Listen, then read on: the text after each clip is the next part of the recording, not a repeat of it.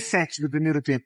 O Hulk começa a puxar, a câmera flagra o Hulk puxando o ar e o ar não vinha. Rapaziada, o Galo fez sua estreia pela Sul-Americana, mas mesmo controlando o jogo por boa parte do tempo, não conseguiu sair com a vitória. E eu vi muitos torcedores não valorizando esse pontinho em uma partida que aconteceu em Cusco, a mais de 3.000 metros do nível do mar. Então decidi fazer esse vídeo explicando como é jogar na altitude. Então, para entender isso, primeiro é preciso saber o que é de fato jogar na altitude. A altitude se refere a quantos metros um lugar está em relação ao nível do mar.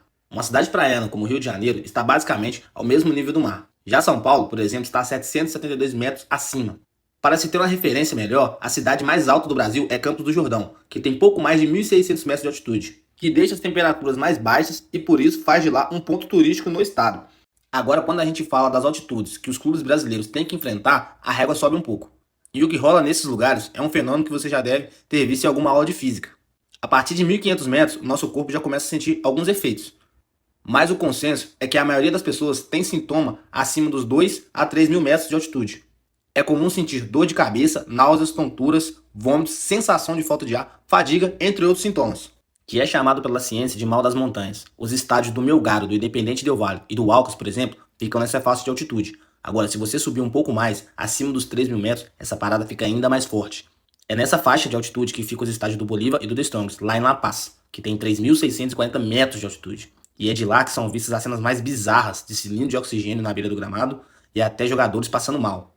Em Cusco, o Galo enfrentou uma altitude de 3.400 metros. O que acontece é que à medida que a altitude aumenta, a chamada pressão atmosférica diminui. E com essa pressão diminuindo, a quantidade de moléculas de oxigênio disponíveis no ar para a gente respirar também diminui. Ou seja, o corpo humano tem mais dificuldade para absorver o oxigênio, fica literalmente mais difícil de respirar.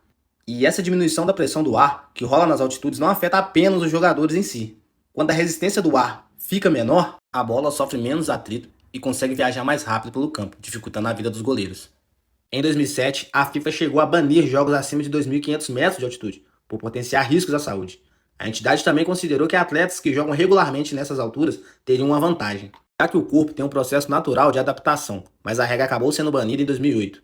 Quem defende que os jogos continuam acontecendo na altitude argumenta que existem outras condições adversas que beneficiam os clubes mandantes em qualquer situação, como o clima de uma determinada região, que pode ser muito quente ou muito frio, ou até o gramado do estádio.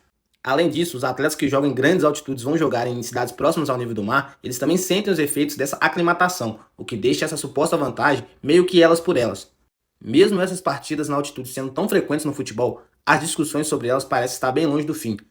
Jogar na altitude não é brincadeira. Até o Hulk, que é uma máquina, sentiu os efeitos de jogar a mais de 3.000 metros do nível do mar.